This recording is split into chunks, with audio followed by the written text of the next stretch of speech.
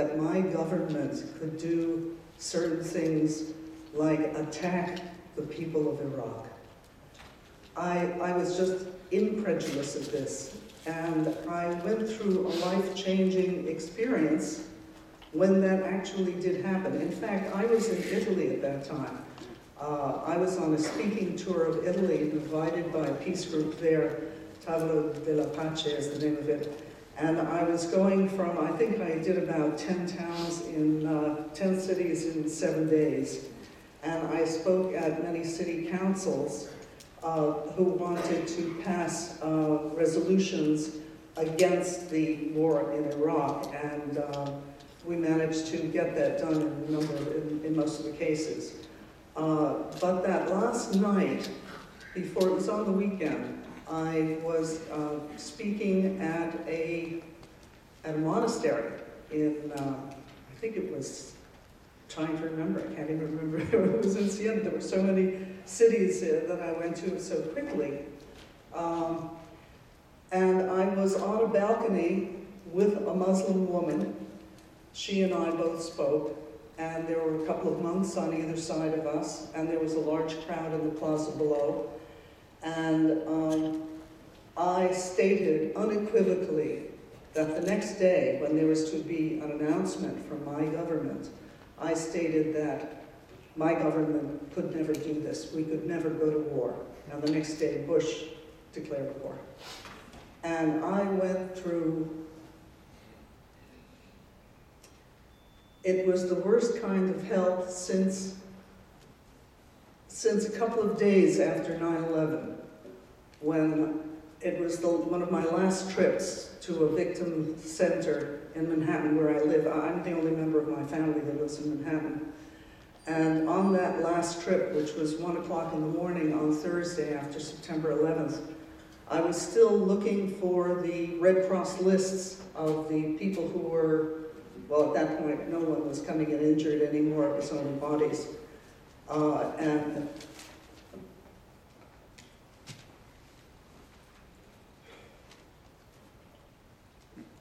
the last list that came in that I lunged for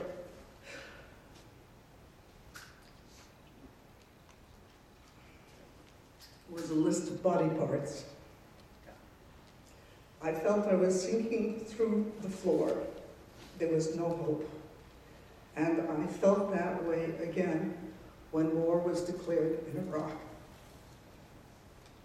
So many families like mine, like Jane's, like Manny's, like so many others, so many families left broken, scarred, angry, horribly angry, grief-stricken, so many of them, all over the world.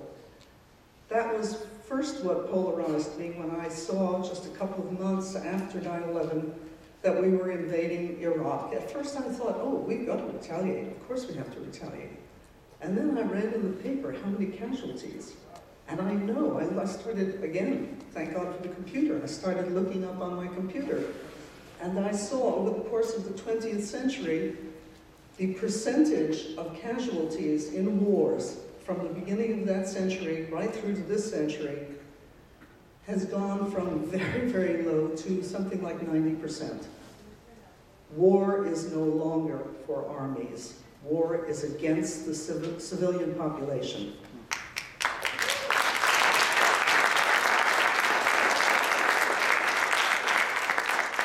We cannot allow this to happen. We all have to be involved. Even through just questioning actions. And that's what this is. This is a question. Building what? And what happened there? That's what I want to know. The Jersey girls were the ones to question our government and demand that they would demand the answers. I'm now at the point where I see people asking questions who were put down for asking questions. Is this my country? Is this the country that I was raised in? Certainly not.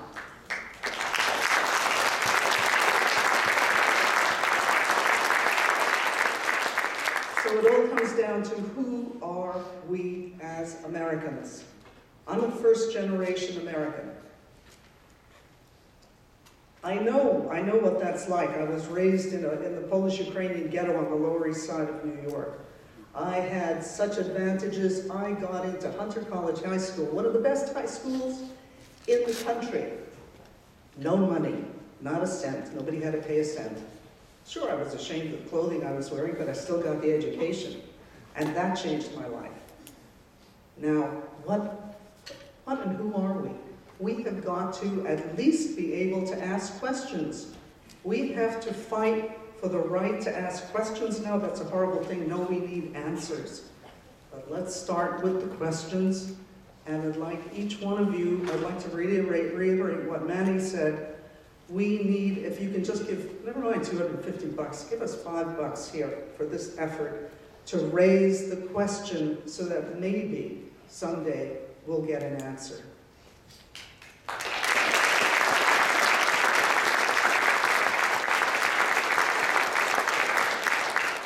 And now I'm very, very pleased to announce a person that I met because of both my belonging to the group I mentioned before, a person whom I admire, and a person, well, Manny mentioned in introducing me that I took a master's degree at London School of Economics, which was a marvelous thing, and it was an eye-opening experience. And the major thing that I learned at LSE, and Manny mentioned this also, is if you read enough, you will find out what's going on. At that time, the library at LSE only had one of every title of book. Now they've improved it tremendously. That was almost 20 years ago. But if you read enough, even of the bad books, you get the gist. I started reading, and I read for the last 10 years, but I haven't read a quarter of what Bob McILvaine has read.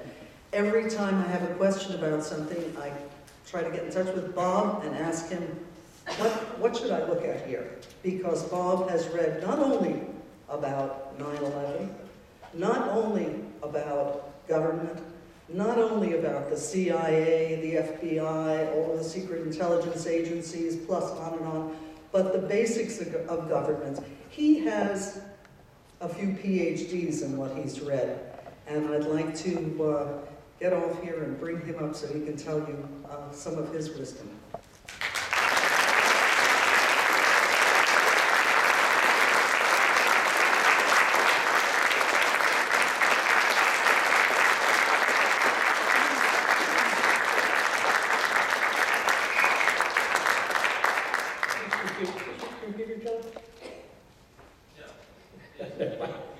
No.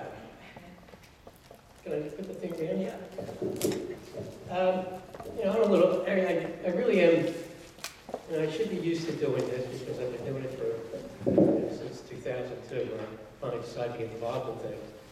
I'm really scrambled. I'm emotional. Usually it takes me a while to get into a speech before I get emotional, but it's difficult. This is why 9/11 families don't get involved, because it's just so sore. It's like I'm back that day, and when we got a call, when I saw the towers come down, and I don't want to go into that whole story. I don't want to go. I'm going to talk about Bobby, and I want to go into Tower 1. Bobby died. We had a difficult time finding what happened to Bobby. Bobby worked at Merrill Lynch. Bobby's a Princeton graduate. He was an English major with a minor in African American literature. Profoundly intelligent person. 26 years old. And if you talk to anybody about Bobby, the first thing people would say, if you had met him, Bobby was here and you were sitting down with him, you would never know that he was, a Princeton grad, honors in high school, captain of his basketball team. Because if you sat with him for an hour, you'd be the only one ever speaking. And you'd walk away and I said, I don't know anything about that kid. That's how good he was with people. Never, ever would ever talk about himself. He left Princeton, went to New York. He wanted to be a writer. Great writer, prolific reader, constantly reading. And this is where I get my energy and my strength, because he believed knowledge is power. And that's the truth. And it gives me power. And when he went to New York, he was in publishing. And he figured, well, this is going to be my thing. I want to be a writer. And then he then got into the PR business, and his only job was to work with Merrill Lynch. Well, right before, I guess it was July 2001, Merrill Lynch offered him a job as Vice President of Media Relations, because he was just such a great writer. He would do writing for people at Merrill Lynch, because not many people have great writing skills. And ultimately, he made a deal with Merrill Lynch that he was going to get his MBA, either at Penn or Harvard. He was going to enroll in either place. And Merrill Lynch would help him with it, because he couldn't afford it anymore after 4 years at Princeton. And then they said, as long as you work with us for 2 years, then you can do anything you want. And he loved his job. So he worked across the street at Merrill Lynch. North Tower, and across the street, West Street, was Merrill Lynch. So that day, and again, I don't want to get into the whole day itself. I really want to talk about the North Tower. But I worked in a psychiatric hospital as a counselor and a teacher. And someone called me in, and we watched the towers going down. And I really wasn't that worried, because he worked at Merrill Lynch. Well, anyway, we never got a phone call from him. And of course, that's when we started getting worried. We went up Tuesday, and that week, believe it or not, we were watching us. We took him home. Because, I'm from Philadelphia Support Group, and they haven't found a piece of their children. And most of them have lost children. So I want to take you into that morning. I want to go into the North Tower. I spent a lot of time this week reading the NIST reports. And of course, this report. Now, I've read it. I spent, after 9/11, I got involved with Peaceful Tomorrows, and it was the greatest thing that ever happened in my life. I got to go to Japan. I spoke in Bogota. I really had an opportunity to speak what I felt. And I thought that the Afghan war and the Iraq war were just ridiculous, regardless of who did it. The story being 19 Arabs killed my son. And I said, what are we going to war for? Let's bring them to justice. So I had the opportunity to join Peaceful Tomorrows. And we did astounding things. And I was able to speak to the world. For years, I went to high schools. Everybody wanted me to speak because I wasn't seeking revenge. And they loved that message.